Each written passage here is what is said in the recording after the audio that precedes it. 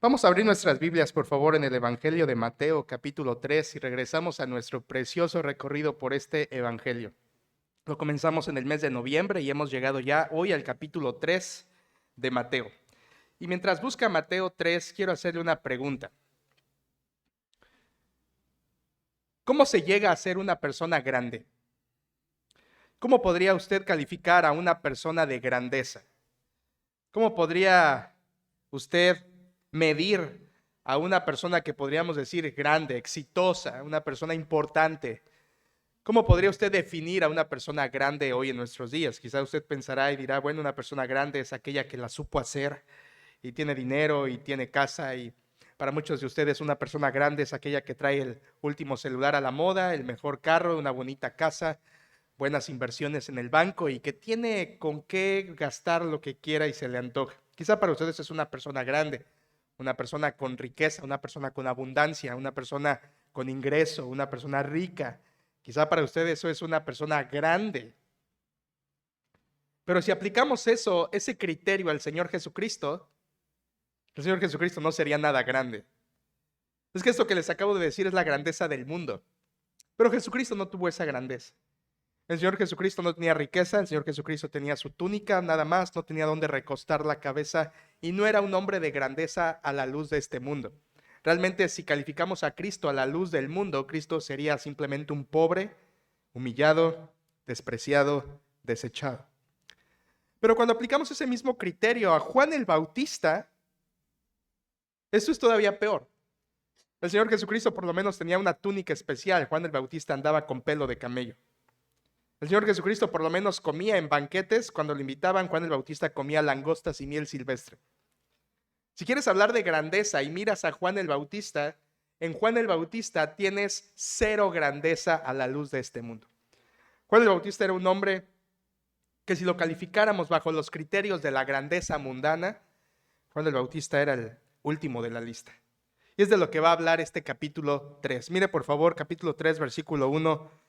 En aquellos días vino Juan el Bautista, predicando en el desierto de Judea. Sin embargo, aunque Juan el Bautista para el mundo no es nadie, para Dios, Juan el Bautista era el hombre más grande que había nacido. Eso lo dijo el Señor Jesucristo. Jesús dijo, de cierto os digo, entre los que nacen de mujer, no se ha levantado otro mayor a Juan el Bautista. La grandeza de Juan el Bautista, Cristo la afirmó. Él dijo, nadie más grande que Juan el Bautista ha nacido. La grandeza de Juan el Bautista. No a la luz del mundo, no a la luz del tiempo de Juan, no a la luz del tiempo nuestro, sino a la luz de los ojos de Dios. Juan fue el hombre más grande que había nacido.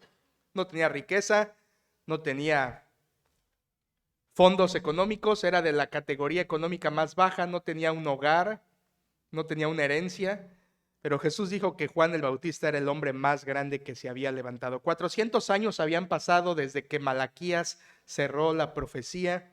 400 años intermedios de silencio donde Dios no mandó ningún profeta, y de repente el primer profeta que Dios manda después de 400 años de silencio es Juan el Bautista. Juan el Bautista. De esto vamos a hablar en estos versículos 1 al 12, de este hombre, grande hombre, no a la luz del mundo, pero a los ojos de Dios, grande hombre. Ahora quiero que recuerden algo, hermanos, estamos en la introducción de Mateo. Mateo introduce su evangelio, capítulos 1 al 4 son la introducción del evangelio de Mateo. En estos 4 capítulos primeros de Mateo, Mateo está presentando al rey. Recuerden que el enfoque de Mateo sobre Jesús es verlo como rey. Y Mateo ocupa los 4 capítulos iniciales para hablar de las credenciales de Jesús como el rey. Si usted recuerda, he hecho una mirada atrás en el capítulo 1, Mateo habló acerca de la primera credencial de Jesús como rey y es su linaje. Jesucristo por linaje viene de Abraham, viene de David. Linaje racial y linaje real. El linaje del Señor Jesucristo hace posible que Él sea el rey.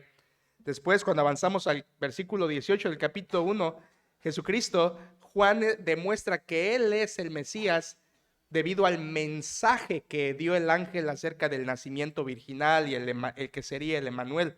Jesucristo es el Emanuel y Mateo lo está confirmando por medio de la profecía. Después llegamos al precioso capítulo 12 en tiempos navideños el año pasado y hablamos que el homenaje que los magos dieron a Cristo confirmaba que Él era el rey, no solo por su linaje, no solo por el mensaje del ángel, sino también por el homenaje, la adoración que le dieron los magos a Jesucristo, demostraba que Él es el rey. Y la última vez que nos vimos aquí el año pasado fue en la porción final de Mateo 2, cuando recuerda Jesucristo siendo un bebé, vence a Herodes, hablamos de Él como un rey triunfante. Un rey que aún siendo bebé ya ganaba batallas y ganó batalla contra el gran Herodes o Herodes el Grande. Ahora al iniciar el capítulo 3, Mateo presenta una siguiente credencial de Jesucristo como el rey. Y es la quinta. Y es que si Jesucristo es el rey, entonces debió haber tenido un precursor. Es decir, alguien que lo anunciara. Si Jesús es el rey, tenía que tener un precursor y ese precursor es Juan el Bautista. Versículos 1 al 12, Mateo nos presenta al precursor del Señor Jesucristo. Una vez más, versículo 1, en aquellos días vino Juan el Bautista predicando en el desierto de Judea, y cuando ves el versículo 3 dice, pues este es aquel de quien habló el profeta Isaías cuando dijo, voz del que clama en el desierto, preparad el camino del Señor, enderezad sus sendas. Juan el Bautista es el precursor. Precursor quiere decir el que va antes de. Y la Biblia en el Antiguo Testamento decía que el rey vendría, pero que antes del rey mandaría un mensajero, un precursor. Y estaba profetizado en Isaías. Así que Mateo está diciendo, Jesús es el rey. Y te lo demuestro porque tuvo un precursor que habló de él. Y ese precursor fue Juan el Bautista.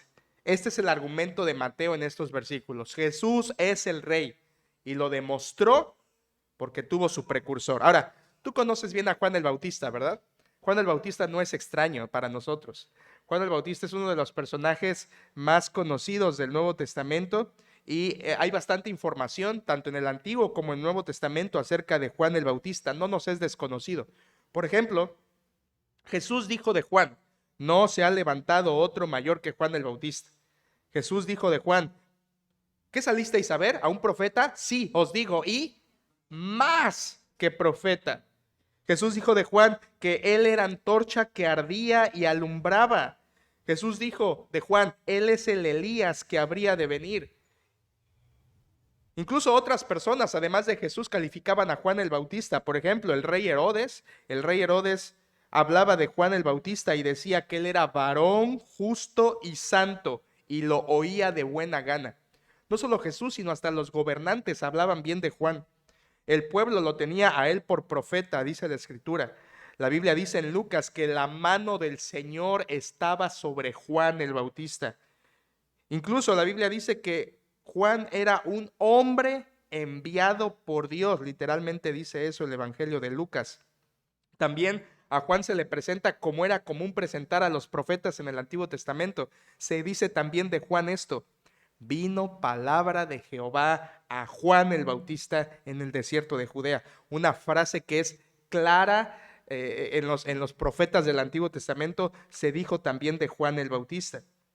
También su papá, Zacarías, cuando nace ese bebé Juan el Bautista, su padre Zacarías dice, y tú, niño, profeta del Altísimo serás llamado. Y por supuesto, Juan el apóstol, esto es Juan el apóstol en su evangelio, en capítulo 1 de Juan, dice que ese hombre, Juan el Bautista, no era él la luz, pero había venido a dar testimonio de la luz. Esto es Juan el Bautista, yo sé que tú lo conoces. Esto dijo Jesús, esto decía la gente, pero ¿qué decía él mismo de sí mismo? Bueno, Juan el Bautista decía, es necesario que él crezca, pero que yo mengüe. Y se refería a Jesucristo. Es necesario que él crezca, que yo mengüe. Desde aquí tú empiezas a ver la humildad de Juan el Bautista. Juan decía, el que viene después de mí es antes de mí, porque era primero que yo. Esas son palabras de Juan. Juan también dijo, del cual no soy digno de desatar encorvado la correa de su calzado. En otras palabras, yo no puedo ser ni el esclavo más bajo del que viene después de mí. Ese es el Mesías, Jesucristo. ¿Te fijas cómo Juan cumplía su labor de precursor anunciando al Mesías de manera perfecta? Fue Juan el que dijo: he aquí el Cordero de Dios que quita el pecado del mundo. Y sus discípulos, dice la Biblia, oyeron hablar a Juan y siguieron a Jesús. Ese es el ministerio de Juan el Bautista, que incluso también él se consideró como el amigo del esposo. ¿Te acuerdas allá en Juan cuando van las personas y le dicen: oye, ese Jesús que tú presentaste bautiza más gente que tú, tratando de picar su cresta para generar celos? Y dice Juan: yo me gozo de eso. Él es el esposo, yo soy el amigo del esposo, él es el Mesías. Yo les dije que yo no era el Mesías. ¿Ves la humildad de Juan el Bautista por todos lados? Juan es el último profeta del Antiguo Testamento y el primer predicador del Nuevo Testamento. Juan es la pieza que está en medio, en la transición entre Antiguo y Nuevo Testamento. Él es el último profeta al estilo de Isaías, Jeremías, y es el primer predicador al estilo del Nuevo, de Pablo, de Pedro, de Jacobo. Él es la pieza en medio que hace la transición entre los dos testamentos como último profeta y primer predicador del Nuevo Testamento.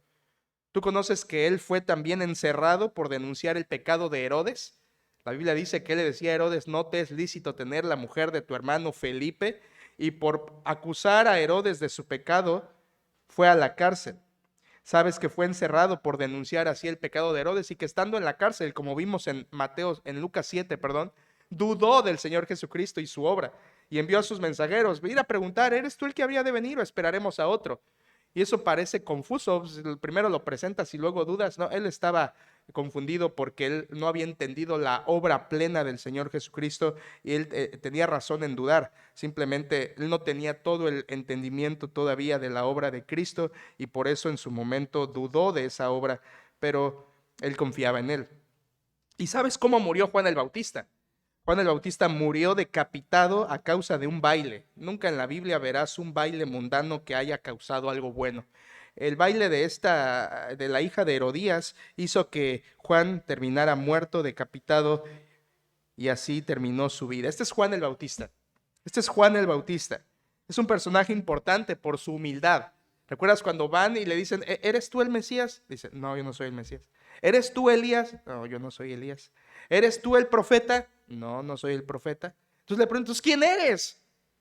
Escucha la grandeza de Juan. Aquí está la grandeza de Juan. Él dice: yo soy la voz de uno que clama en el desierto: preparad el camino al Señor. En otras palabras, está diciendo: no importa quién soy, importa el mensaje que te estoy dando.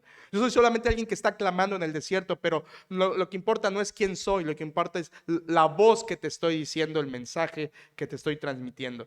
Es que Juan el Bautista apuntaba a Cristo, jamás se apuntó a sí mismo, jamás buscó la honra para sí mismo, él buscó siempre la gloria de Dios. Ahí es donde tienes la grandeza de un hombre. Un hombre es grande cuando refleja la gloria del Señor y apunta a la gloria del Señor. Ese es Juan, y vamos a estudiar estos versículos de Juan, y quiero leerlo para usted primeramente, versículos 1 al 12, aunque solamente vamos a estudiar los primeros 6. Dice la palabra de Dios, Mateo 3. En aquellos días vino Juan el Bautista predicando en el desierto de Judea y diciendo: arrepentíos, porque el reino de los cielos se ha acercado. Pues este es aquel de quien habló el profeta Isaías cuando dijo: voz del que clama en el desierto, preparad el camino del Señor, enderezad sus sendas. Y Juan estaba vestido de pelo de camello y tenía un cinto de cuero alrededor de sus lomos, y su comida era langostas y miel silvestre. Y salía él Jerusalén y toda Judea y toda la provincia de alrededor del Jordán, y eran bautizados por él en el Jordán, confesando sus pecados. Al ver él que muchos de los fariseos y de los saduceos venían a su bautismo, les decía: generación de víboras, ¿quién os enseñó a huir de la ira venidera? Haced pues frutos dignos de arrepentimiento, y no penséis decir dentro de vosotros mismos: a Abraham tenemos por padre, porque yo os digo que Dios puede levantar hijos a Abraham aún de estas piedras. Y ya también el hacha está puesta a la raíz de los árboles. Por tanto, todo árbol que no da buen fruto es cortado y echado en el fuego. Yo a la verdad os bautizo en agua para arrepentimiento, pero el que viene tras mí, cuyo calzado yo no soy digno de llevar, es más poderoso que yo. Él os bautizará en Espíritu Santo y fuego. Su aventador está en su mano, y limpiará su era, y recogerá su trigo en el granero, y quemará la paja en fuego que nunca se apagará. Entonces, vamos a estudiar esta mañana solamente versículos 1 al 6, que guardan una sola idea lógica, y dejaremos el resto para un siguiente tema. Pero al leer estos versículos, es obvio que estos versículos hablan mucho, no solo de Juan. Todos los primeros 6 versículos, el sujeto es Juan, Juan, Juan, Juan, Juan. Pero además de Juan, el tema que está céntrico en estos 12 versículos, si lo notaste, es el arrepentimiento. Versículo 2, diciendo, arrepentíos. Versículo 6, y eran bautizados por él en el Jordán, confesando sus pecados, que tiene que ver con el arrepentimiento. Versículo 8, haced pues frutos dignos ¿de qué? De arrepentimiento. Y versículo 11, yo a la verdad os bautizo en agua para arrepentimiento. El arrepentimiento está en el centro de estos 12 versículos, además de Juan, a quien vamos a presentar hoy, pero es un capítulo que habla de arrepentimiento. Los versículos 7 al 12, que estudiaremos la próxima semana si el Señor quiere, es el primer sermón del Nuevo Testamento. Ese primer sermón habla del arrepentimiento. Ese primer sermón es muy parecido a los sermones del Antiguo Testamento de los profetas, y ese sermón es de Juan el Bautista. Tenemos que poner atención a este hombre. Ahora, quiero que entiendas lo primero. Dice versículo 1, en aquellos días vino Juan el Bautista predicando predicando en el desierto de Judea. ¿Cuáles días? Bueno, tú dirás, pastor, la última vez nos quedamos en el bebé Jesús viniendo de Egipto. ¿En qué momento creció? Quiero que entiendas de que capítulo 2, versículo 23 a capítulo 3, versículo 1, hay una brecha de tiempo de unos 30 años. Unos 30 años están ahí metidos entre capítulo 2 y capítulo 3. La última ocasión que estudiamos de Jesús viniendo de Egipto, él era un niño de meses de edad. Si tú recuerdas, Juan el Bautista es 6 meses más grande que el Señor Jesucristo. Y aquí cuando él comienza a predicar han pasado unas 3 décadas, unos 30 años. Según Lucas, déjame simplemente leer para ti, según Lucas nos da el tiempo exacto en que esto comenzó a pasar, y dice Lucas 3, en el año 15 del imperio de Tiberio César, siendo gobernador de Judea Poncio Pilato y Herodes tetrarca de Galilea, y su hermano Felipe tetrarca de Iturea y de la provincia de Tracónite, y Lisanias tetrarca de Abilinia. Después de estos nombres, esto es lo que importa. Y siendo sumo sacerdote Anás y Caifás, vino palabra de Dios a Juan, hijo de Zacarías, en el desierto. Estos datos que da aquí son del año 29 de nuestra era. 29. Jesucristo nació en el 5 antes de Cristo, te lo expliqué en su momento, así que han pasado más de 30 años entre capítulo 2 y capítulo 3. Hay una brecha ahí que tú tienes que entender. Y lo primero que vamos a preguntar es, bueno, ¿y qué pasó en esos 30 años? ¿Por qué la Biblia solo nos habla de 3 años y medio de la vida de Cristo? ¿Qué pasó con los otros 30? ¿Por qué solo 1/11 parte de la vida de Cristo nos es contada en la Escritura? ¿Y el resto de su vida, qué hizo en esos años? Bueno, la Biblia no dice mucho. Solamente en Lucas 2, 34 al 52 dice que como familia iban a la Pascua a Jerusalén cada año, y que cuando cumplió 12 años subieron a Jerusalén, se quedó en Jerusalén cuando la familia venía y regresaron a buscarlo. ¿Te acuerdas? María angustiada, y María comete un grave error ahí y le dice a Jesucristo, ¿por qué nos hiciste esto?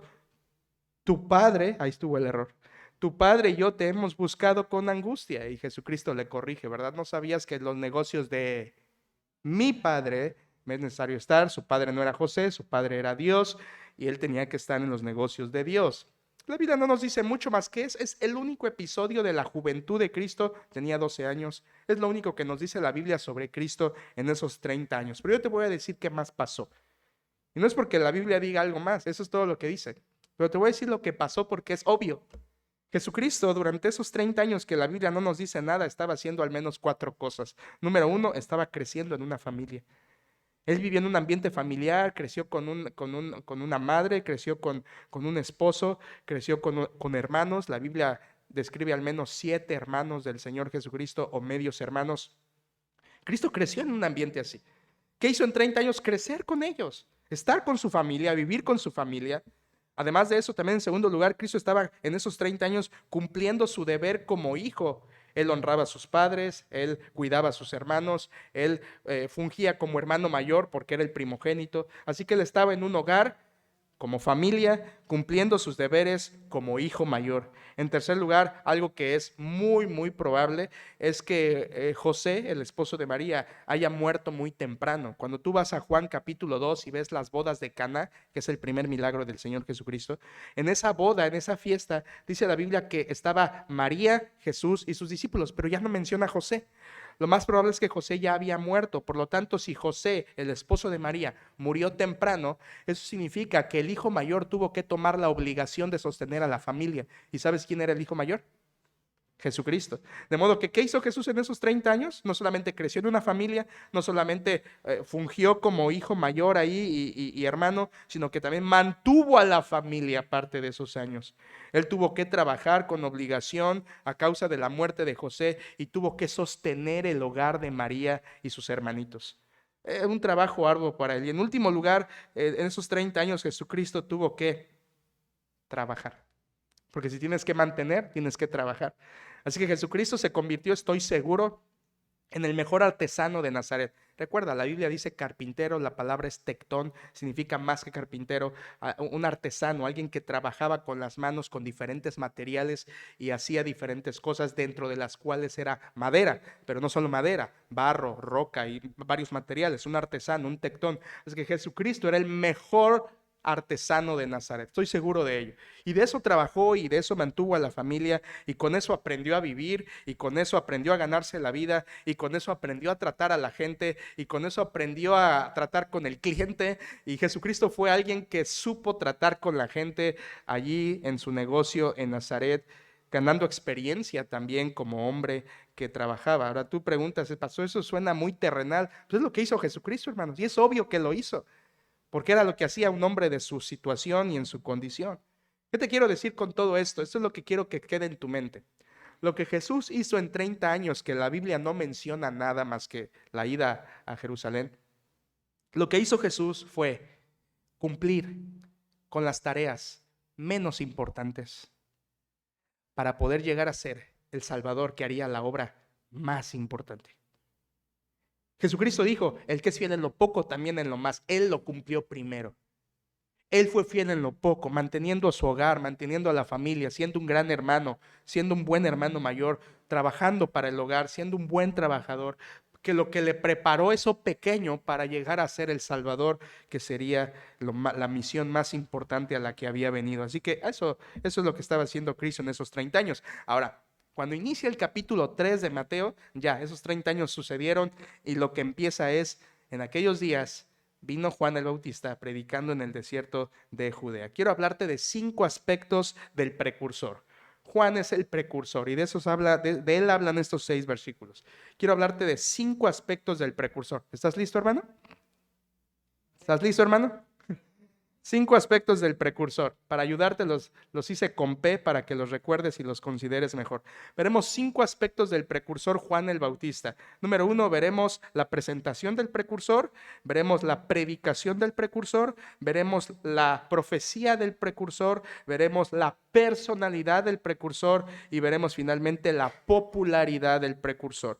Empecemos con el primero, la presentación del precursor. Versículo 1 está la presentación de Juan. Dice, en aquellos días vino Juan el Bautista predicando en el desierto de Judea. Aquí tienes. La Biblia, Mateo nos presenta a Juan. Vino Juan. La palabra que usa ahí cuando dice vino no es una palabra normal para decir la llegada de alguien. En nosotros es una palabra común, pero en el texto griego es una palabra que señala la llegada oficial de alguien importante. Es un verbo que se utilizaba para referirse a las llegadas oficiales de los reyes o de los príncipes o de las personas especiales que tenían algún rango. Y Mateo dice, en aquellos días vino una aparición oficial de Juan el Bautista, una llegada especial de alguien importante que venía de parte de Dios. Tú lo sabes, él se llama Juan. Realmente su nombre original en el hebreo es Joanán. Y Juan es simplemente una contracción, una abreviatura de Joanán. Joanán significa misericordia de Jehová. Es lo que significa el nombre Juan. Si tú te llamas Juan, hoy ya sabes lo que significa tu nombre. Es de origen hebreo y significa misericordia de Jehová. Este es Juan o Joanán. Ahora, lo que sigue después, dice el versículo, vino Juan el Bautista. Aquí encontramos un primer problema, hermanos. Porque dices, Juan el Bautista, Bautista era su apellido. No, no era su apellido. Aunque hoy Bautista sí es un apellido, no era el apellido de Juan. Realmente hay una situación que podría mejorar ahí en la traducción. Realmente la palabra griega real ahí es Juan el Baptistés. Y la terminación stes significa el que hace o el que ejecuta una acción. Por lo tanto, una traducción mejor sería Juan el que bautiza. Esa sería una traducción mejor del griego. Juan el que bautiza. Y ese era no su apellido, sino su apodo. La gente le apodó Juan el Baptistés o Juan el que bautiza porque su ministerio estaba marcado por el bautismo. La gente lo conocía por bautizar a la gente. Así que ese era su apodo, el Bautista. Nosotros aquí estamos en la colonia Juan Bautista, pero nada que ver, ¿verdad? Esta colonia con Juan el Bautista. Pero el Bautista no es su apellido, es su apodo y es debido a la acción que hacía en su ministerio. Algunos pensarán, pastor, ¿verdad que los bautistas vienen de Juan el Bautista? Y solo como paréntesis, no. La denominación bautista no viene de Juan el Bautista. Realmente la denominación bautista tiene un origen histórico. En temporadas difíciles, cuando la Iglesia Católica había ganado mucho terreno, hubo un grupo que se llamaron los anabaptistas o rebautizadores, que predicaban que la gente se tenía que volver a bautizar. Eso significa anabaptista, volver a bautizar, porque los católicos bautizaban infantes. Entonces los anabaptistas decían, ese bautismo no vale, no cuenta, porque fue sin fe en el bebé, no había creído. Por lo tanto, los anabaptistas decían, hay que volver a bautizar, y por eso los nombraron los anabaptistas, los rebautizadores. De ahí viene la denominación bautista. Así que los bautistas tienen un origen en su nombre histórico, no tienen un origen en Juan el Bautista, pero solo para que lo sepa, Juan, él sí era el que bautizaba, era su apodo. Y sabes de sus padres, ¿verdad? Sus padres se llamaban Zacarías y Elizabeth. La Biblia dice en Lucas capítulo 1 que eran hombres mayores, ambos eran de linaje sacerdotal, levítico. Zacarías era sacerdote. Pero la Biblia dice, semejante a muchas ocasiones en el Antiguo Testamento, que Zacarías y Elizabeth eran viejos, habían pasado la edad fértil y no tenían hijo. Una situación de esterilidad y ellos no tenían hijo, no tenían descendencia. Y aunque la Biblia dice que eran dicaios, lo mismo que se dijo de José, el esposo de María, es decir, justo delante de Dios. Esto quiere decir una persona que andaba rectamente a los mandamientos y a la ley de Dios. Ellos eran rectos aunque no tenían hijo y eran de edad muy avanzada. ¿Conoces el anuncio ahí en Lucas capítulo 1? Dice la Biblia que Zacarías entró en turno a ofrecer el incienso y mientras ofrecía el incienso un ángel se le apareció para anunciarle que su esposa daría a luz un hijo. Y ahí es donde le anuncia que ese hijo sería un hijo especial, un profeta especial de Dios que iría delante del Mesías. Ese ángel le dice que se llamará Juan, ese ángel le dice que será Nazareo. Pausa ahí, hermanos. No se confunda. Una cosa es ser nazareno y otra cosa es ser nazareo. Una letra hace la diferencia. Nazareno, gentilicio de Nazaret. Jesucristo fue nazareno, vivió en Nazaret. Nazareo, sin la N, simplemente es que hizo voto de nazareato. Juan el Bautista era nazareo. Él tenía voto de parte de Dios, Dios lo mandó, no tomaba nada de la vid, no tomaba sidra y todas las limitaciones que tenía un nazareo. Eso se le anunció el ángel a su padre Zacarías, además de la misión tan grande que él tendría. Y esto se cumplió así. ¿Recuerdan aquella ocasión? Ahí el ángel anunciándole y Zacarías le dice, bueno, ¿y en qué conoceré esto? Y el ángel deja mudo a Zacarías. Mucha gente ha pensado que eso fue un castigo. No, no fue un castigo, fue una señal. ¿No creíste a mis palabras? Quedas mudo como una señal de que mis palabras se van a cumplir. Entonces fue simplemente una señal. Acostumbrados al Antiguo Testamento, Zacarías, recuerdas que en el Antiguo Testamento también hubo un profeta mudo, que Dios dio esa señal de mudez para confirmar que el mensaje venía de Dios. Bueno, algo similar con Zacarías. No fue un castigo por su incredulidad, fue una señal de que esas palabras se iban a cumplir. A los 9 meses la Biblia dice que Elizabeth da a luz un hijo. y le llaman por nombre Juan. Y en el momento que el Padre nombra, porque el Padre nombraba, dice la Biblia que la lengua de Zacarías fue suelta y entonces comenzó a alabar a Dios y a glorificarlo por ese nacimiento. Este es Juan, hermanos. Este es su contexto, este es su familia, este es su trasfondo. Quiero que veas algo. Juan por herencia le tocaba ser sacerdote, pero Juan por llamado, Dios lo hizo profeta. Y vaya que profeta, el último de los profetas, el más grande de los profetas. ¿Sabes por qué la Biblia también les llama el más grande, más que profeta? Porque todos los profetas predicaron del Mesías, pero nadie lo conoció. Juan el Bautista predicó del Mesías y lo conoció. Se traslaparon sus ministerios. Fue algo que tuvo el privilegio Juan el Bautista. Este es Juan el Bautista. La Biblia dice que Dios lo preparó en el desierto. Dice el versículo 1 que predicaba en el desierto de Judea. Realmente, hermanos, la Biblia da a entender que cuando Juan nace, se va muy pronto al desierto y creció en el desierto, allá. Y dice la Biblia que literalmente Lucas dice, permaneció allá hasta su manifestación a Israel. Así que Juan vivió en el desierto, creció en el desierto. ¿Por qué? Porque Dios siempre hace cosas especiales con los que llama en el desierto, en la Biblia. Lo capacitó. ¿Recuerdas? Israel, Moisés, en el desierto, Saulo de Tarso, ya Pablo en el desierto, Dios los capacitó y a Juan el Bautista lo capacitó en el desierto, lo entrenó, le enseñó la obra y la misión que él iba a tener que cumplir como precursor del Mesías y estuvo allí pasando tiempo oyendo a Dios. Años.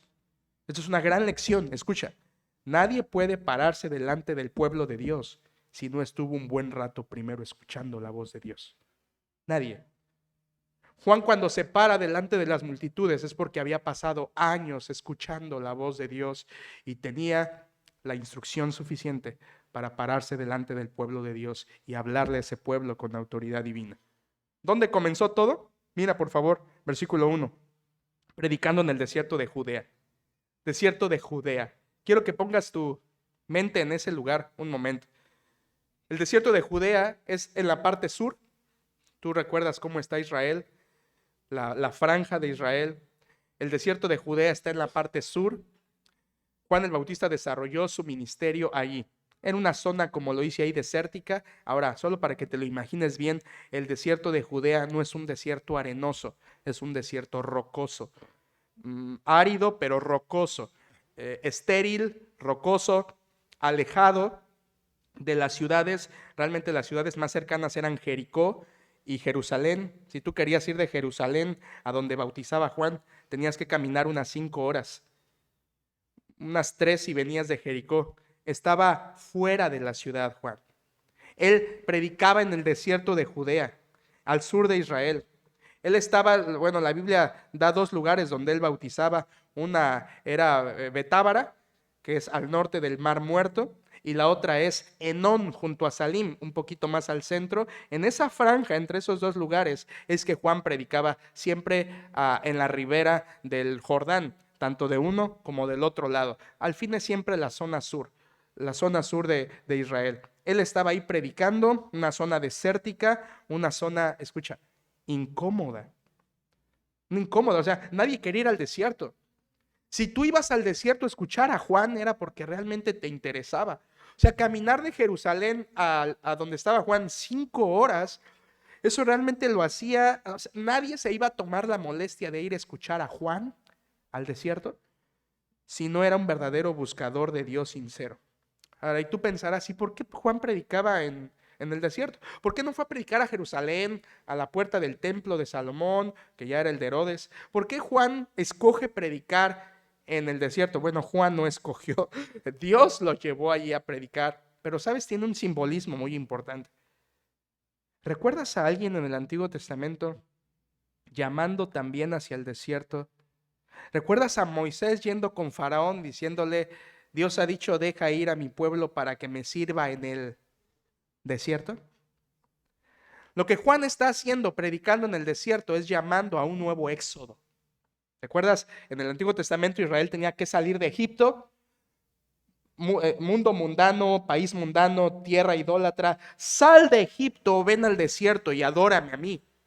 Lo que está haciendo Juan el Bautista es similar. Salgan de la podredumbre de Jerusalén, salgan de la putrefacción del sistema religioso, vengan al desierto a buscar al Señor.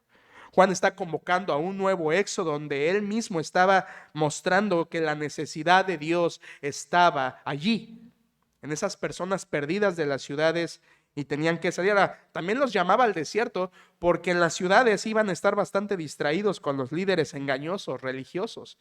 Es como cuando van a los campamentos los muchachos, ¿no? Los alejas de todo su mundo, los tienes ahí separaditos en su desierto y ellos pueden escuchar mejor la voz de Dios porque no están distraídos con tantas cosas. Es lo que hacía Juan. No solo llamaba a un nuevo éxodo, vengan a Dios, salgan de las ciudades perversas, vengan a Dios, sino también vengan al desierto para que se concentren en el mensaje de Dios. Que no se distraigan con los falsos religiosos, engañosos, hipócritas. Es el simbolismo del desierto. Por eso Juan predicaba allí. Quería que la gente pensara, quería que la gente reflexionara en Dios y para eso lo sacaba de ese lugar. El desierto era tan incómodo que a menos que te interesara el mensaje de Juan, de otra manera no ibas. Esa es la presentación de Juan, hermanos.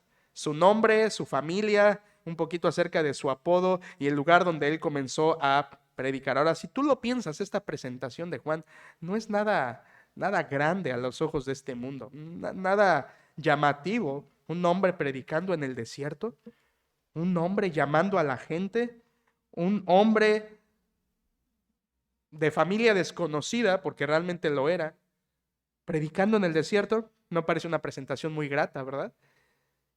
Pero es la presentación del precursor. Ahora quiero llevarte a lo segundo, su predicación. Eso lo tenemos en versículo 2. Dice, y diciendo, arrepentíos porque el reino de los cielos se ha acercado. Ya vimos su presentación, versículo 1. Ahora quiero mostrarte su predicación. En el versículo 1 ya lo decía, predicando en el desierto de Judea. Lo que hacía Juan era predicar. Ahora, importante verbo. Predicar allí es la palabra griega keruzo y no tienes que recordarla, no tienes que intentar escribirla, solo tienes que entender su significado. Keruzo significa la proclamación del mensajero del rey. Es un verbo que se utiliza solo para mensajes reales.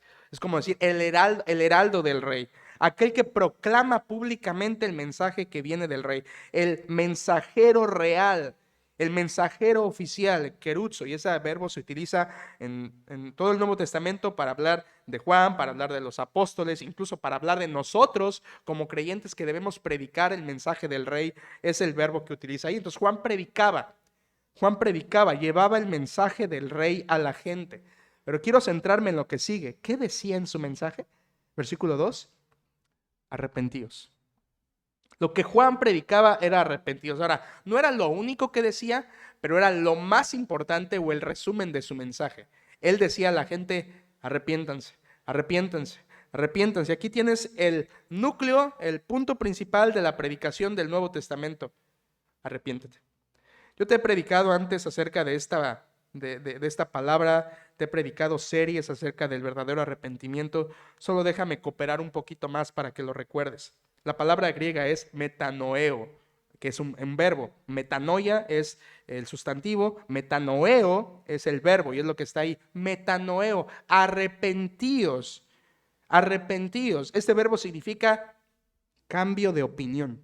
Literalmente ahí significa cambio de pensamiento, cambio de opinión, cambio de pensar, que reconsideres lo que piensas, que te das cuenta de que estás pensando mal, que pongas un alto, reconsideres y cambies de opinión. Esto es importante, hermanos, porque arrepentimiento no significa dolor, arrepentimiento no significa remordimiento, arrepentimiento no significa pedir perdón, arrepentimiento no significa llorar, arrepentimiento en la Biblia significa un cambio de opinión. Es decir, que piensas de una manera, reconsideras y cambias ese pensar para pensar ahora diferente. Ahora dirás, ¿y eso tiene gran impacto? Claro que sí. Escucha. ¿Cómo comienza una transformación de vida? Con una transformación de pensamiento. Cuando alguien piensa diferente, vivirá diferente. El cambio de vida inicia con una persona que comienza a pensar distinto. Es decir, antes me gustaba el cigarro, antes era mi pasión, antes era mi deleite, antes era mi vicio, pero ahora he cambiado de opinión. Lo aborrezco, no me gusta, lo quiero dejar, me quiero despegar de ello. Ahora lo rechazo. Cambio de opinión, cambio de mente, cambio de pensar y mi vida entonces gira y cambia también de sentido. Entonces la vida cambia cuando el pensamiento cambia primero y es lo que estaba predicando Juan. Arrepiéntanse, cambien de mente, cambien de opinión, dejen lo malo, tomen lo bueno, salgan del pecado, acudan a la santidad, abandonen sus caminos, acepten los caminos de Dios. Algunos sinónimos de arrepentirse es volverse a Dios o también, como dirá Pedro en el Hechos, convertirse a Dios, convertíos. Juan está diciendo, pueblo, arrepiéntete, cambia tu mente. Y tú preguntarás, ¿y qué había en la mente de los judíos, pastor? Que tenían que cambiar. Gracias a Dios está ahí en el versículo 9. Juan dice, versículo 9, y no penséis decir dentro de vosotros mismos, Abraham tenemos por padre. Esto era el pensamiento de Israel. Abraham es nuestro padre. ¿Sabes qué significaba eso? Somos salvos. Como somos descendientes de Abraham, somos salvos. Somos hijos de Abraham, el pueblo de la promesa, el pueblo del pacto, el pueblo del Mesías. Por supuesto que somos salvos. Y Juan les dice, arrepiéntanse, cambien de opinión, no piensen así, arrepiéntanse. Lo que había en la mente de los judíos chocaba con la predicación de Juan. Él les decía, cambien de opinión, arrepiéntanse. Es como si Juan les dijera, miren pueblo, el rey ya viene. El rey está en camino y tú no estás listo para recibirlo. El rey quiere ver personas que se arrepienten, es lo que les decía Juan. Por cierto, nos ayuda mucho, hermanos, las palabras griegas nos dan varios datos. Por ejemplo, esta palabra ahí, arrepentirse, arrepentíos, es un verbo, o sea, es una acción que tenían que hacer los oyentes. Pero también es un verbo presente, o sea, que era algo que tenían que hacer ya, ya. Además, es un verbo imperativo, o sea, era una orden. No es si quieres arrepentirte, es una orden, arrepiéntete. Y además, el modo de ese verbo griego es activo. Y activo quiere decir que la persona es encargada de realizar esa obra. Por lo tanto, este verbo arrepentíos es un verbo presente, imperativo, activo en segunda persona. Lo que quiere decir es que Juan decía, arrepiéntete tú hoy, ya, hazlo, es una orden porque a ti te toca hacerlo. No es algo que va a hacer alguien por ti, es algo que tú tienes que hacer. Es una orden, tú debes hacerlo. Juan está diciendo, el rey viene y tú no estás listo, debes arrepentirte. Jesús predicó así, si tú vas a Mateo 4, versículo 17, idéntico. Jesús comenzó a predicar, arrepentíos porque el reino de los cielos se ha acercado, misma predicación que Juan. Si tú fueras, por ejemplo, a Marcos 6:12, ves que los apóstoles predicaron igual, arrepentíos. Si tú fueras a Hechos 2:38, verías que Pedro predicó igual, arrepentíos. Si tú fueras a Hechos 26:20, verías que Pablo predicó igual, arrepentíos. Si tú vas a todo el resto del Nuevo Testamento, ves que los cristianos debemos predicar igual, arrepentíos. A veces decimos, yo no sé predicar el evangelio. Aquí está el resumen. El mensaje del evangelio es arrepiéntete. Arrepiéntete. Por supuesto, la muerte, la sepultura y la resurrección de Cristo son las buenas nuevas. Pero eso se resume en la orden arrepiéntete. El rey viene, dice Juan, el rey está a punto de manifestarse y tú no estás listo para recibirlo. Arrepiéntete. Esta orden sigue siendo la misma hoy, hermanos. Ahora, ¿por qué tenían que arrepentirse? Versículo 2. Arrepentíos, ¿por qué? Y nos da la razón Mateo. Porque el reino de los cielos, ¿qué? Se ha acercado. Esta frase, el reino de los cielos, aparece nada más y nada menos que 32 veces en el Evangelio de Mateo, solo en Mateo. Es un término muy usado por Mateo y significa lo mismo que el reino de Dios. En los otros evangelios tú lees el reino de Dios, aquí tú lees el reino de los cielos. ¿Cuál es la diferencia? La diferencia no hay. Solo que Mateo escogió usar el reino de los cielos para no mencionar el nombre de Dios, porque sus lectores eran judíos y el judío no le gustaba escribir ni leer el nombre de Dios porque creían que ofendían a Dios con ello. Entonces Mateo lo que hizo es cambiar, en vez de decir el reino de Dios, cambió por un eufemismo que es el cielo. Y esto lo usamos también nosotros, ¿no? Que el cielo te bendiga. No quieres decir que las nubes y la atmósfera te bendigan, sino quieres decir Dios. Entonces, Mateo utilizó un sustituto de la palabra Dios para no ofender a sus lectores judíos que no querían leer el nombre de Dios porque creían que lo ofendían de esa manera. Entonces, Mateo está refiriéndose al reino de Dios. Ahora, tú tienes que entender esto porque dirás, ¿cuál es el reino de Dios? Incluso hay una secta que se cree que es el reino de Dios, ¿no? Hay una secta que se autoproclama que es el reino de Dios.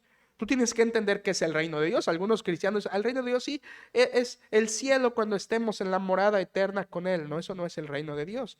Mira lo que dijo Juan. Dice, arrepentíos porque el reino de los cielos se ha acercado. Más adelante Jesucristo va a decir en Lucas, el reino de los cielos está entre vosotros. O sea, el reino de los cielos no es algo venidero, el reino de los cielos era algo que ya estaba presente durante el ministerio de Juan y del Señor Jesucristo. No te tienes que complicar la vida. Realmente el reino de Dios o reino de los cielos, que es lo mismo, no es otra cosa sino la esfera en la que Dios gobierna. La esfera sobre cual Dios es rey. Y este mundo no está bajo el gobierno de Dios actualmente. Este mundo está bajo ¿quién? Bajo el maligno. Pero aquellos que en su corazón han creído en Jesucristo son tomados de la potestad de las tinieblas y trasladados al reino de su amado Hijo. Así que hoy el reino de Dios no es aquí, no es aquí, no es allá, no es en un templo.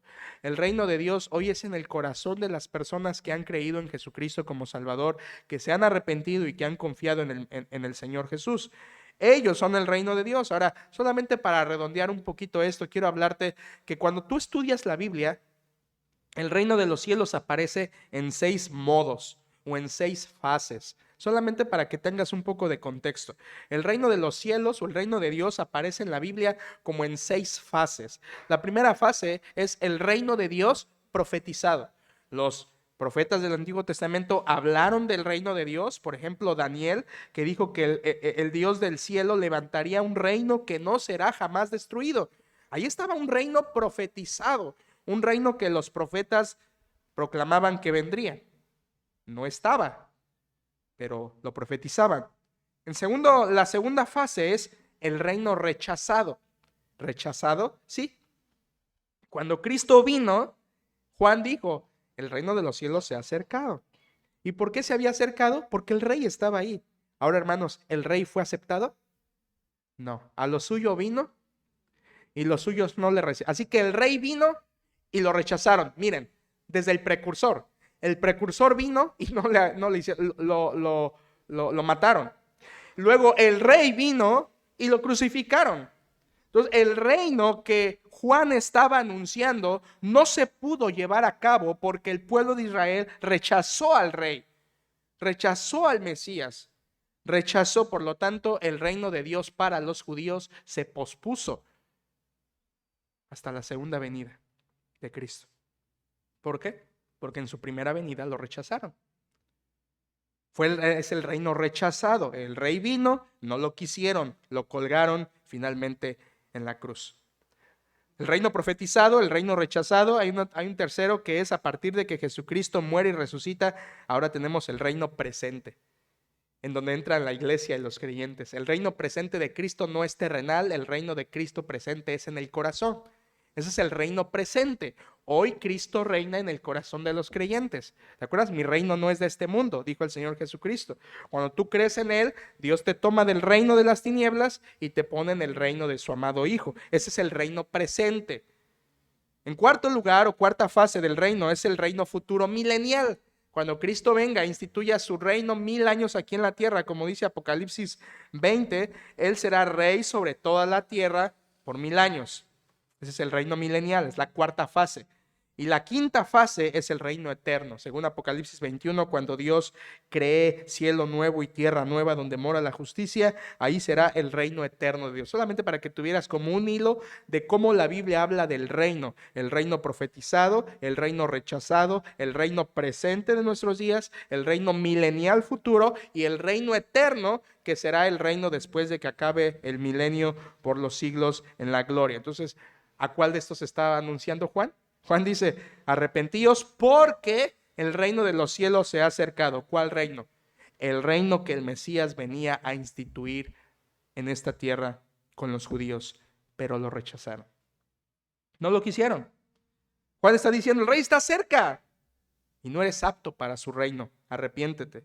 Saben, hermanos, este mensaje era muy extraño de Juan.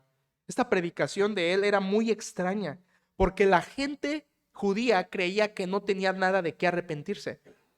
¿Se acuerdan? No penséis decir dentro de vosotros, a Abraham tenemos por padre. El judío pensaba, yo estoy bien con Dios, soy descendiente de Abraham, tenemos la ley, los pactos, las promesas, claro que somos salvos.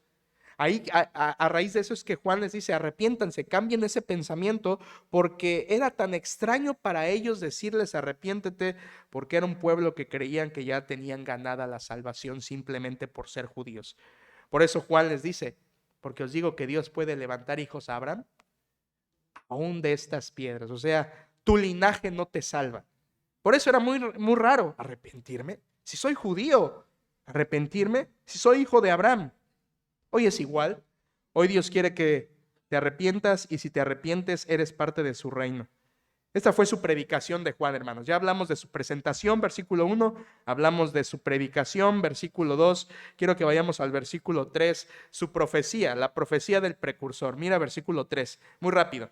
Pues este es aquel de quien habló el profeta Isaías cuando dijo, voz del que clama en el desierto, preparad el camino del Señor, enderezad sus sendas.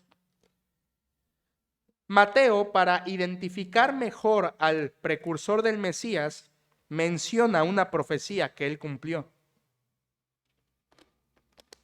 Y es una profecía de Isaías, eso está en Isaías 43 y la profecía es, voz del que clama en el desierto, preparad el camino del Señor, enderezad sus sendas. Ahora, yo no sé si te acuerdas, y el año pasado yo te decía que en esta introducción de Mateo, Mateo 1 al 4, hay 7 profecías que Mateo menciona que tuvieron su cumplimiento en Cristo. Una de ellas fue el nacimiento virginal, otra de ellas fue que nacería en Belén, otra de ellas es que sería llamado de Egipto, etc. Hay 7 profecías en capítulos 1 al 4. Esta es otra de ellas, la profecía del precursor. Y Mateo dice, miren, Cristo es el rey. ¿Sabes por qué es el rey? Porque la profecía del precursor se cumplió en Juan el Bautista.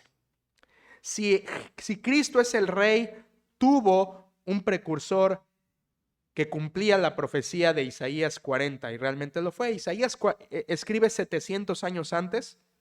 Y es interesante que sepas esto. Cuando Isaías escribe esa profecía, voz del que clama en el desierto, etcétera, etcétera, 700 años antes, Isaías le escribe en un pasaje de restauración, no de juicio. Isaías le escribe en un pasaje donde está mostrando la futura gloria de Israel. Y en esa futura gloria implicaba que el rey viniera. Pero antes que el rey viniera, implicaba que viniera el que preparaba el camino del Señor y enderezaba sus sendas. ¿De dónde viene esa imagen, hermanos? Quiero que la entiendas y pasamos muy rápido. En los tiempos antiguos, como verás, hoy también pasa. En tiempos antiguos, cuando el rey iba a visitar una ciudad, antes de que el rey fuera, mandaba al precursor a esa ciudad. ¿Para qué? 2 cosas. Proclamar su venida y preparar su venida. Y tú dirás, ¿y cómo preparaba? Bueno, el precursor iba unos días antes de que el rey viniera y la gente tenía que limpiar la carretera, llenar baches, quitar basura, quitar piedras, ordenar fachadas, algo así, porque el rey viene y tiene que ver todo bonito. Cosas parecidas hoy cuando los políticos también pasan por algún lugar. Entonces, esto hacía el precursor. El precursor tenía que ir y anunciar, el rey viene, arreglan las cosas que hay que arreglar. Y entonces en esos tiempos los caminos eran difíciles, las brechas. Realmente, hermanos, en tiempos antiguos bíblicos no existían carreteras. Josefo dice que había muy pocas carreteras y Salomón las había hecho por su gran riqueza y eran carreteras solamente alrededor de Jerusalén, pero no más, no había carreteras. De modo que cuando el rey quería ir a un lugar, lo más que tenías era una brecha. Es por eso que los viajes eran tan difíciles, es por eso que viajar de Belén a Egipto, José, María y Jesús, fue tan difícil porque los caminos no eran ni siquiera carreteras no pavimentadas, eran brechas peligrosas, poco transcurridas, senderos malos. Por lo tanto, cuando el rey iba a ir a un lugar, ese lugar tenía que prepararse, ordenar la carretera, quitar, despejar muy bien de todas las cosas que pudieran estorbar, porque ahí viene el rey. Esta es la idea de Isaías. Voz del que clama en el desierto, preparad el camino del Señor, enderezad sus sendas. Hey, el rey ya viene, quiten piedras. El rey ya viene, háganle camino. El rey ya viene, enderecen sus sendas. Y la pregunta es, ¿y cómo preparaba el camino al Señor Juan? Fácil, predicando el arrepentimiento. Predicando el arrepentimiento. ¿Y cómo enderezaba sus sendas? ¿Cuáles son las sendas de Dios? La senda de Dios son sus mandamientos. Por lo tanto, cuando Juan decía, enderecen sus sendas, quiere decir, dejen sus caminos y tomen los mandatos del Señor, enderecen sus sendas para que el rey pueda caminar por esa senda. Hermanos, es lo mismo hoy. Si quieres que el rey camine por tu corazón,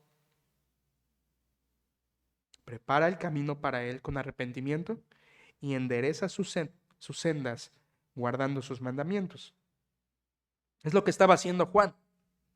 Juan no predicó para quitar piedras de la carretera, pero Juan predicó para quitar las piedras del corazón de los judíos, para que el rey pudiera pasar por esos corazones. Esa es la idea del precursor, hermanos. Ahora que entiendes mejor, ¿sabes por qué el precursor iba antes del rey? Porque el precursor preparaba, tanto proclamando como preparando el terreno para que el rey viniera. Esto es lo que hizo Juan el Bautista y dice Isaías que es la profecía que él tenía que cumplir. Ser ese precursor, ser el que quitaría las piedras del corazón de los judíos para volver el corazón de los padres hacia los hijos con el arrepentimiento. Juan cumplió esta profecía, pero quiero mostrarte una profecía más que cumplió. Estamos ahí muy cerca. Voltea unas hojas atrás a Malaquías capítulo 3, unas 3, 4 hojas nada más, no te vayas lejos. Malaquías 3:1 dice, Malaquías 3:1, he aquí yo envío mi mensajero, el cual preparará el camino delante de mí. ¿Te fijas? Esto está escrito 400 años antes, hablando Dios por medio de Malaquías, y dice, he aquí yo envío mi mensajero, el cual preparará el camino. ¿Qué dice? Delante de mí. Este es el precursor. Estaba profetizado 400 años antes que Dios enviaría un mensajero. ¿Sabes quién es ese mensajero? Juan el Bautista. ¿Qué iba a hacer? Preparar el camino delante de mí. Aquí está hablando Dios en primera persona. Mi mensajero delante de mí. Preparar el camino está hablando Dios. Ahora, si vas al siguiente capítulo 4, versículos 5 al 6, como termina el Antiguo Testamento, Malaquías 4, 5 y 6 dice, he aquí yo os envío el profeta Elías, antes que venga el día de Jehová, grande y terrible. Él hará volver el corazón de los padres hacia los hijos y el corazón de los hijos hacia los padres, no sea que yo venga y hiera la tierra con maldición. Sabes, los judíos estaban muy interesados en esto, porque dice, yo os envío el profeta, ¿cómo le llama ahí? Elías. Yo os envío. Ahora, ese Elías es el mismo que dice acá, envío mi mensajero que preparará el camino delante de mí. Es el mismo. Aquí Malaquías le llama Elías. Elías vendría. Elías vendría y vendría a hacer que el corazón de los padres se volviera y el de los hijos hacia, o sea, arrepentimiento. Ahora, hermanos, ¿quién es ese Elías? ¿Quién es ese Elías? Mira, hasta la fecha, hace poco vino una persona, hace algunos meses vino una persona, platiqué con él, le compartimos el evangelio y decía, es que yo creo que Elías está por venir. Yo creo que Elías va a venir porque en un lugar donde crecí, en el pueblo, me enseñaron que Elías va a venir y a un templo al que yo iba desde chico, mi mamá nos enseñaba, etcétera, etcétera, etcétera. El chiste es que Elías iba a venir y que ellos estaban esperando que Elías viniera. Y yo le prediqué el evangelio y terminó diciendo, pero es que yo creo que Elías va a venir. ¿Sabes? Los judíos ortodoxos hasta la fecha Cada vez que circuncidan a un bebé a los 8 días, en la celebración ponen una silla vacía para Elías, porque lo esperan. Hasta la fecha hoy, los judíos ortodoxos en una celebración de Pascua anual ponen una silla vacía para Elías, por si viene. El judío estaba muy interesado en esta profecía que Elías vendría, Elías vendría, Elías vendría, Elías vendría y haría una obra de arrepentimiento en el corazón de las personas. Ahora yo te pregunto, ¿quién es ese Elías? ¿Quién es ese Elías? Bueno, déjame ayudarte. Cuando van a Juan el Bautista le dicen, ¿eres tú Elías? Y él responde, no lo soy. No lo soy. Pero cuando tú ves hablar al Señor Jesucristo, Él dice, por ejemplo, en Mateo 11:14, y si queréis recibirlo, Él es aquel Elías que habría de venir, refiriéndose a Juan el Bautista. Y luego en Mateo 17:11 dice, a la verdad, Elías viene primero y restaurará todas las cosas. Mas os digo que Elías ya vino y no le conocieron, sino que hicieron de él todo lo que quisieron. Entonces los discípulos comprendieron que les había hablado de Juan el Bautista. Nota esto. Juan el Bautista dice, ¿eres tú Elías? Juan dice, no, yo no soy Elías. Y Jesús dice, él era Elías. Vaya problema en el que nos mete la escritura, ¿verdad? ¿Era Elías Juan o no era Elías Juan? Bueno, déjame ayudarte, como cuando desatoras una agujeta y todo se desvanece. En Lucas capítulo 1, no lo busques para ahorrar tiempo, solo tenlo en tu mente. En Lucas capítulo 1, cuando el ángel, versículo 17, le está anunciando a Zacarías, el padre de Juan, que va a nacer Juan, el ángel le dice a Zacarías que ese bebé, escucha, iría delante del Mesías con el espíritu y el poder de Elías, para hacer volver los corazones de los padres a los hijos, para preparar al Señor un pueblo bien dispuesto. Esto es Malaquías. Y te estoy citando Lucas 1:17. O sea, ¿cuál es el punto de esto, hermanos? Juan el Bautista no era el Elías literal. Por eso él dijo, yo no soy Elías. Elías ascendió al cielo en un carro de fuego, ¿te acuerdas? Elías está en el cielo. No me preguntes cómo. No lo entiendo cómo. Está vivo, pero no está vivo porque no puedes entrar al cielo con este cuerpo, dice Pablo. Entonces no entiendo cómo esté Elías en el cielo, pero está, porque la Biblia dice que está. Probablemente volverá, no lo sabemos. Probablemente es uno de los testigos de Apocalipsis, no lo sabemos. Pero el Elías literal está en el cielo y no era Juan. Pero Juan era el Elías profético que anunció Malaquías. Ese sí era Juan. Es una diferencia. El Elías literal y el Elías profético. El Elías literal está en el cielo y no ha bajado hasta ahora. Pero el Elías profético fue Juan el Bautista. ¿Y por qué Elías profético? Porque iría delante del Mesías con el poder de Elías. En otras palabras, tendría un ministerio similar al de Elías. ¿Sabías que Juan el Bautista y Elías se vestían igual?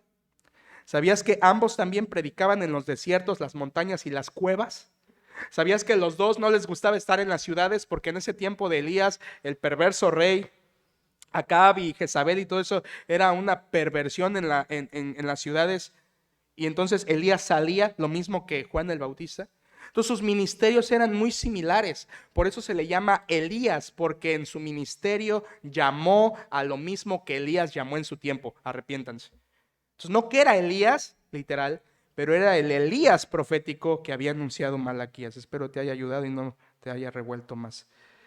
Vuelve por favor a Mateo capítulo 3. ¿Era Elías? Sí, el Elías profético, punto. Ya te hablé acerca de la presentación del precursor, versículo 1, te hablé acerca de la predicación del precursor, versículo 2, te hablé acerca de la profecía del precursor, versículo 3, llegamos a lo más llamativo, la personalidad del precursor. Versículo 4, la personalidad del precursor. Ve esto y deleítate, dice, y Juan estaba vestido de pelo de camello y tenía un cinto de cuero alrededor de sus lomos, y su comida era langostas y miel silvestre. Una vez una de mis hijas dijo, papá, ¿por qué Juan el Bautista se vestía de camello? Y yo le empecé, bueno, pues era una ropa y todo. Ah, entonces no estaba disfrazado de camello. Entendían que estaba un disfraz de camello. No era un disfraz de camello. Juan estaba vestido de pelo de camello, tenía un cinto de cuero alrededor de sus lomos. Mira, Mateo, para hablar del precursor del rey, muestra unos detalles acerca de su atuendo y su comida para hacernos meditar. Primero, habla de su atuendo. ¿Qué vestía? Piel de camello, cinto de cuero. Piel de camello se refiere a un trozo de piel de camello. Ahorita está prohibido usar ropa de camello, pero en esos tiempos no estaban en extinción, así que podían usar camello como ellos quisieran. Entonces, Juan tenía un trozo de piel de camello que era su vestimenta y única túnica, y esa túnica la amarraba con un cinto en forma de cruz en pecho y espalda, que era un cinto de cuero que lo amarraba por atrás para que simplemente la túnica de piel no estuviera suelta y le permitiera tener movilidad sin estorbo. Eso era toda su ropa. Piel de camello, cinto de cuero. Ahora quiero decirte algo de esto porque no creo que tengas algo de camello en tu armario. La piel de camello, ahora, esto estamos hablando de piel de camello no tratada. Tú podrás tener un cinturón de cuero de piel de camello tratado, pero esto es piel no tratada. Y la piel de camello que usaba Juan el Bautista era una ropa duradera, resistente al desierto, al final de cuentas de camello. Práctica, sencilla, pero bien incómoda. Era una ropa incómoda, rasposa. Sí, o sea, te aseguro que Juan no tenía que cambiar su guardarropa en años. Era muy resistente esa ropa. Y el cinto de cuero ni se diga. Eran cosas muy prácticas que no tenías que despojarte de ellas prácticamente más que para bañarte, si es que se bañaba Juan, no sabemos si se bañaba. Pero era una ropa muy duradera, muy incómoda, y déjame decirte otra cosa, muy, muy contra la moda. Juan no estaba a la moda. Tú sabes cuál era la moda, ¿no? Sus túnicas, sus turbantes, el esplendor de los fariseos y de los sacerdotes. Juan rayaba en todo lo opuesto a eso. Juan estaba fuera de la moda. Hoy, si tú vieras a una persona vestida como Juan, pelo de camello y cinto de cuero, tú dices, es un vagabundo, es un vagabundo. Bueno, en el tiempo de Juan no lo veían como vagabundo, pero sí lo veían. ¿Sabes cuál era la imagen que evocaba Juan a la gente? Un ermitaño, un solitario, alguien que vivía lejos, que no le gustaba estar con la gente. Y realmente sí era eso, Juan, un ermitaño hasta cierto punto, pero que predicó el mensaje. Entonces, eso es lo que evocaba el atuendo, muy, muy, muy práctico, muy duradero, muy resistente, pero incómodo y nada a la moda. Como te dije, similar al de Elías, según Segundo de Reyes, capítulo 1. Entonces, además de su ropa extraña, súmale su comida. ¿Qué comía? Comía langostas y miel silvestre. Déjame hablarte un poquito de eso. Cuando dice la Biblia eso, simplemente quiere decir que eso es lo que comía Juan y es lo único que comía Juan. Era toda su dieta. O sea, hermanos, este hombre era la austeridad hecha carne. Austero, ropa austera, comida austera. Mira, la langosta, por cierto, está hablando langosta de insecto, no langosta de mar. Pues no vayas a creer que era langosta de mar y que se echaba suculentos platos. Hay que aclarar, porque yo me pongo a investigar esta semana propiedades de la langosta y me viene la langosta de mar. No, eso no es lo que comía Juan. La langosta insecto. Déjame decirte algo de su dieta. Su dieta langostas y miel silvestre era nutritiva y ya. Es todo. Ni era sabrosa, porque la miel después de varios días tampoco es agradable. Ni era variada, era saludable y ya. Es todo. Cuando habla de las langostas, habla de esos insectos que se podían comer crudos o cocidos o asados. Se podía comer y Juan lo comía. Cuando habla de miel silvestre, habla de miel no que compraba en la tienda, sino que él mismo obtenía la miel de forma salvaje. Es la palabra realmente ahí, miel salvaje. Eso quiere decir que él la tomaba directamente del panal. Y para hacer eso, la única forma que existe es, Juan tenía que hacer una fogata debajo del panal, encender y que el humo subiera, espantaba las abejas y después de que las espantaba se podía bajar el panal y comerlo. De una vez ya que tenía el fuego, pues asaba las langostas, ¿no? Yo creo. Entonces era la comida de Juan, hermanos. Y era todo. Todos los días, desayuno, comida y cena, langostas y miel silvestre. Él estaba sano, te lo aseguro, más que tú. más que yo, pero no tenía nada de variado en su comida. Tú estarás pensando, ¿por qué la Biblia nos dice lo que vestía y lo que comía? ¿Pues nada más para reírnos un rato? No, hermanos. Su atuendo y su comida tenía un significado que tienes que entender. En su atuendo y forma de vida sí parecía un ermitaño solitario, y de verdad que a ojos de la gente Juan era un donadie. Para su sociedad era un donadie, con padres desconocidos, apariencia extraña, forma de vida rara, solitario, habitando en lugares remotos y con un ministerio raro. Todo era raro en Juan para la gente de ese entonces, pero su atuendo y su comida tenía un significado. Al menos dos significados. El que vestía ropa de camello o cinto y comía langostas y miel significaba, número uno, que él estaba, como Elías, dedicado a su ministerio. Lo primero que significa todo eso, su personalidad, es la dedicación que él tenía al ministerio. O sea, él no tenía tiempo para otra cosa.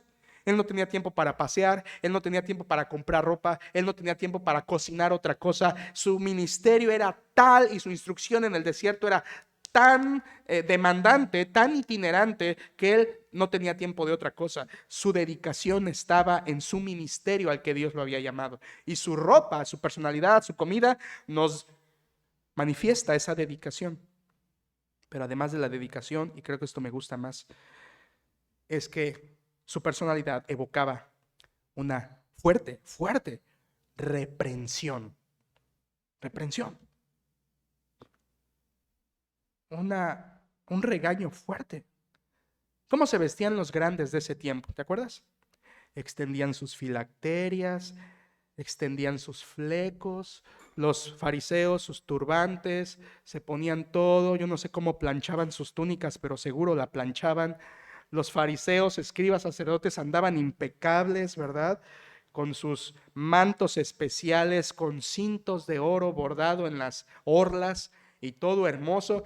Y de repente veías a Juan con pelo de camello. ¿Sabes qué? Esto era una reprensión. Una reprensión para que la gente viera eso que están viendo en Jerusalén. Eso no es santidad. Salgan de ese engaño. Eso no es lo que Dios quiere. Esa no es la verdadera vida. Ahí no está la verdadera salvación. En ese ambiente triste de las ciudades, hipócrita de la gente muy bien vestida. ¿Te acuerdas? Cristo los dijo. Por fuera, muy hermosos, pero por dentro son sepulcros llenos de muertos.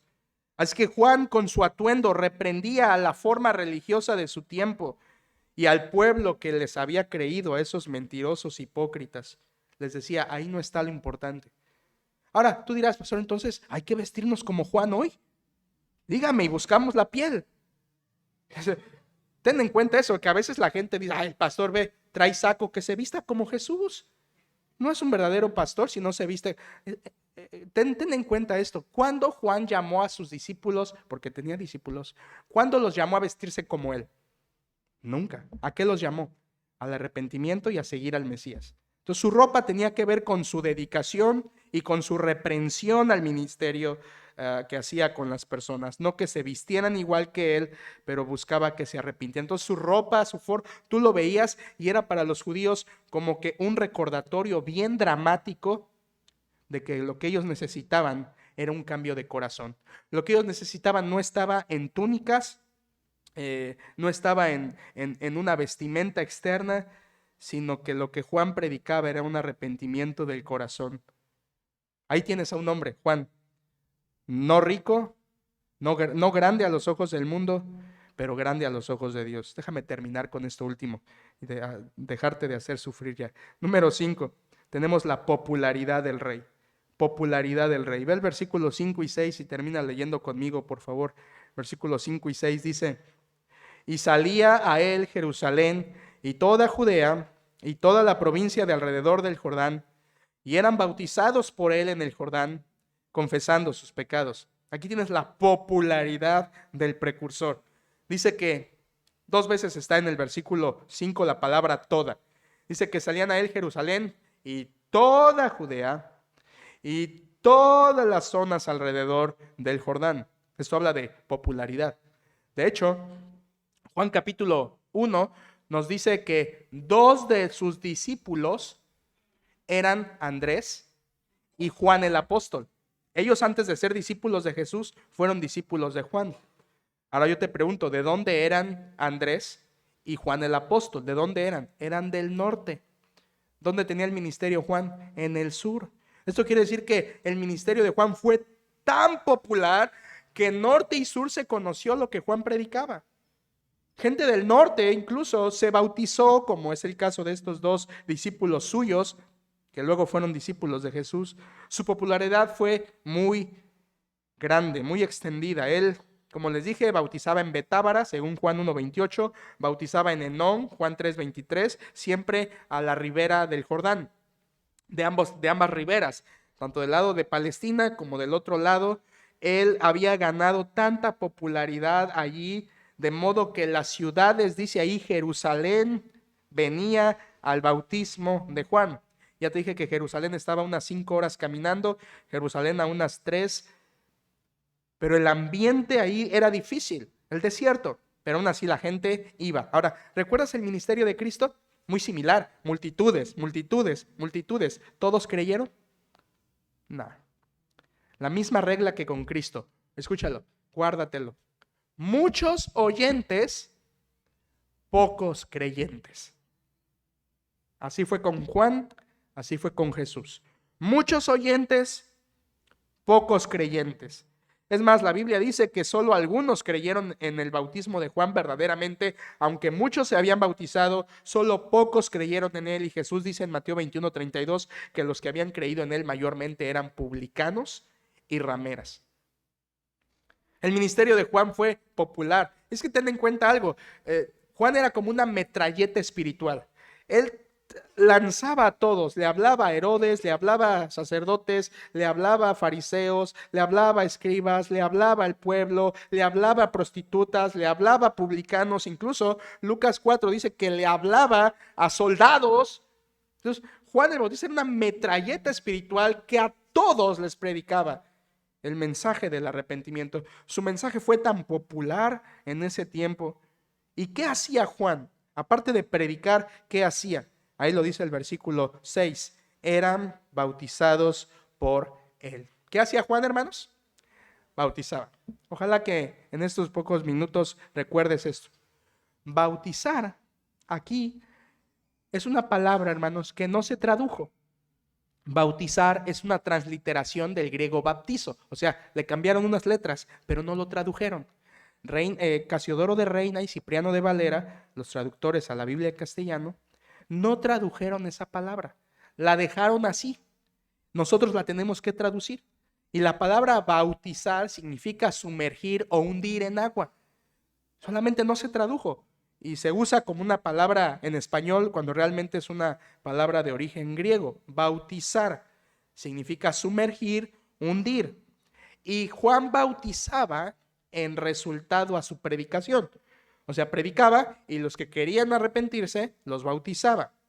Esto es lo que hacía. Versículo 6 dice, eran bautizados por él en el Jordán. Solamente escuchen. La Biblia habla de 4 clases de bautismo. No te los voy a predicar, solo te los voy a leer. 4 clases de bautismo, para que luego no digas, pastor, entonces, ¿qué significa este bautismo, este otro bautismo? Aquí está dicho. 4 bautismos en la Biblia. Primer bautismo que aparece, bautismo de arrepentimiento, el de Juan. Aquí lo tenemos. En Marcos 1:4 se le llama bautismo de arrepentimiento. ¿Para quién era? Para judíos. Segundo bautismo que aparece en la Biblia, bautismo en el Espíritu Santo. Ahí está también en el versículo 11. Él los bautizará en Espíritu Santo. Ese es otro bautismo. Ese bautismo se refiere a la habitación del Espíritu Santo en el creyente y de ser parte del cuerpo espiritual de Cristo, esto es la iglesia. Bautismo en el Espíritu. Tercer bautismo que aparece en la Biblia es el bautismo en fuego y también está ahí. Y en fuego significa juicio, o sea, ser sumergidos en juicio, ser hundidos en el juicio, en fuego. Tú sabes que muchas veces los carismáticos y personas que no estudian la palabra de Dios como podrían hacerlo, creen que decir, Señor, mándanos bendición y fuego a esta reunión. ¿Sabes lo que están pidiendo? juicio. Fuego significa juicio. Mira por favor, versículo 9 dice, y no penséis dentro de vosotros mismos, Abraham tenemos por padre, porque yo os digo que Dios puede levantar hijos a Abraham aún de estas piedras, y también el hacha está puesta a la raíz de los árboles, por tanto, todo árbol que no da buen fruto es cortado y echado ¿en dónde? ¿En dónde? En el fuego, en el fuego. Versículo 11, yo a la verdad os bautizo en agua para arrepentimiento, pero el que viene tras mí, cuyo calzado no soy digno de llevar, es más poderoso que yo, él os bautizará en Espíritu Santo y fuego. Y por si te queda duda a qué se refiere fuego, que ya dijo arriba que es ser cortado y echado en el fuego. Versículo 12, su aventador está en su mano y limpiará su era y recogerá su trigo en el granero y quemará la paja ¿en dónde? Entonces, fuego es juicio, hermanos. Fuego es juicio. A veces qué triste, muchas personas ahí cantando, Señor, derrama de tu fuego sobre nosotros. Realmente Dios sí lo va a hacer. Sí lo va a hacer. Les va a derramar de su juicio. Porque ser bautizado en fuego es la condenación eterna. Ahí está. Bautismo de arrepentimiento, bautismo de Juan. Bautismo en el Espíritu Santo, habitación del Espíritu. Bautismo en fuego, juicio eterno para incrédulos. Y el cuarto bautismo, ¿cuál crees que es? El bautismo de creyentes. Tú dirás, no era el mismo, yo pensé que era lo mismo que el de Juan. No, hermanos, nuestro bautismo de cristianos es distinto al de Juan. Déjame darte las diferencias. Es aplicado a personas distintas. El bautismo de Juan era para judíos, nada más. El bautismo a creyentes es para nuevos convertidos, de donde seas, pero nuevos convertidos. Era aplicado en tiempos distintos. El bautismo de Juan era previo a la llegada del rey. El bautismo cristiano es después de la resurrección del rey. Además, era aplicado con simbolismo distinto. El bautismo de Juan era para arrepentimiento. El bautismo de los cristianos es para identificarnos con Cristo en su muerte, sepultura y resurrección. Una diferencia más. El bautismo era aplicado con propósitos distintos. El de Juan era para prepararse para el rey.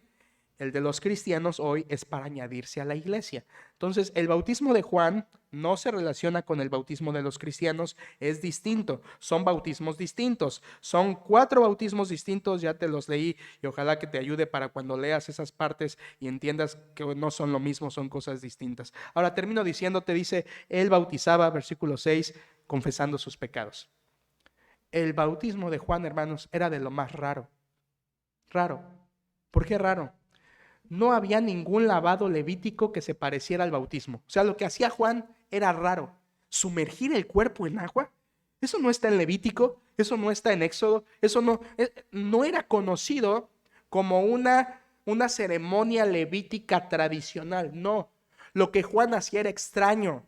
Meter todo el cuerpo en el agua era extraño. Algunas personas, dice la historia, ascetas, personas que vivían en el norte, personas que eran también ermitañas y demás, practicaban un tipo de bautismo también similar, pero nada que ver con el de Juan, solo que ellos lo tenían que aplicar continuamente. Dice la historia que aún ese grupo de ascetas se bautizaban cada hora.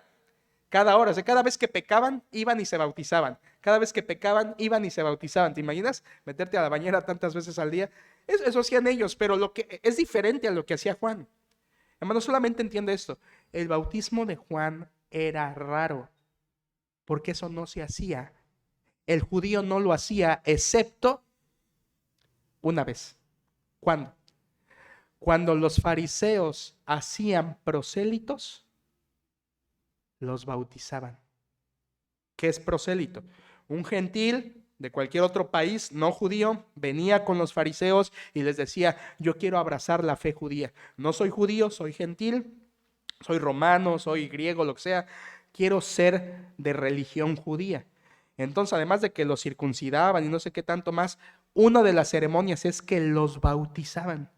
Era la única ocasión en que los judíos bautizaban a alguien, a un prosélito extranjero gentil. Y lo hacían porque a través del bautismo demostraban que ese hombre era un pecador contaminado y que tenía que bautizarse para demostrar que ahora iba a abrazar la fe del verdadero Dios. Cuando tú ves a Juan en el desierto diciéndole a judíos, bautícense, Juan les está diciendo, ustedes, pueblo de Abraham, están al mismo nivel que los gentiles contaminados. necesitan exactamente lo mismo. Arrepiéntanse. Por eso los fariseos rechazaron su ministerio. Porque ellos decían, somos hijos de Abraham, que se bauticen los impuros gentiles. Pero Juan con ese bautismo les estaba diciendo, ustedes son tan impuros como los mismos gentiles. Necesitan lo mismo que los gentiles. Por eso el bautismo de Juan fue bien rechazado por la mayoría. Y solo unos pocos, como los publicanos y prostitutas, se reconocieron tan impuros que vinieron a Juan y fueron bautizados para arrepentimiento. Por esa razón, hermanos, Juan no solo era raro en su forma externa, sino era raro también en su ministerio. Confesaban sus pecados, decían públicamente, exhomologueo, o sea, lo decían. Eso no lo hacemos hoy. Los judíos decían sus pecados delante de Juan al bautizarse, y eso era un reconocimiento total, una admisión total, aceptar sus pecados cuando se bautizaban. Hermanos, este es Juan. Hablamos de su presentación, hablamos de su predicación, hablamos de su profecía, hablamos de su personalidad y hablamos de su popularidad, que a pesar de ser descalificado para los religiosos de su tiempo, Dios lo usó para ser su precursor del Mesías. Cristo es el Rey. Y si es el Rey, tuvo un precursor, y ese precursor fue Juan. Ahora, quiero terminar y decirte qué es lo que hizo grande a Juan. Lo que hizo grande a Juan no fue el pelo de camello. Lo que hizo grande a Juan, incluso no fue su predicación. Lo que hizo grande a Juan no fue que bautizaba. Lo que hizo grande a Juan es lo mismo que te puede hacer grande a ti. Es su humildad. Su humildad. La humildad de servir al Señor. La humildad de ser inferior y reconocerse inferior es lo que lo hizo grande. Porque cualquiera que se humille será enaltecido. Esta es la humildad. Y Juan está delante de nosotros como un modelo de humildad. Si aspiras la grandeza delante de Dios, si aspiras la grandeza de este mundo, sigue trabajando los domingos, sigue ganando dinero, sigue ahorrando, sigue comprándote casas y dándole importancia prioritaria a eso. Síguelo haciendo. Pero si quieres la grandeza delante de Dios, sigue el ejemplo de Juan. Es la humildad, el servicio al Señor humilde. Padre, gracias te damos por este tiempo, gracias por tu palabra, gracias que nos permites terminar el tema y gracias también porque nos enseñas a través de la vida de Juan lo importante que es ser humilde. Bendice, Señor, tu iglesia, tráenos también por la tarde para disfrutar de tu palabra y de la celebración con la abuelita y bendice, Señor, todo lo que hagamos. Gracias por este pueblo, Señor, que escuchamos tu palabra hoy. Bendícenos y ayúdanos a poner por obra lo que nos has hablado. Gracias por la vida de Juan, un hombre ejemplar que no se apuntó nunca a sí mismo, apuntaba al Mesías y nosotros queremos hacer lo mismo, ser una antorcha, ser un reflector que apunta a Cristo, que refleja a Cristo, que habla de Cristo, que no importa nuestro nombre, importa que seamos la voz de uno que clama el Evangelio de Cristo. Señor, gracias por la grandeza de Juan, que es de ejemplo para nuestras vidas. Guíanos a ese mismo sentir. Te lo pedimos en Cristo tu Hijo. Amén.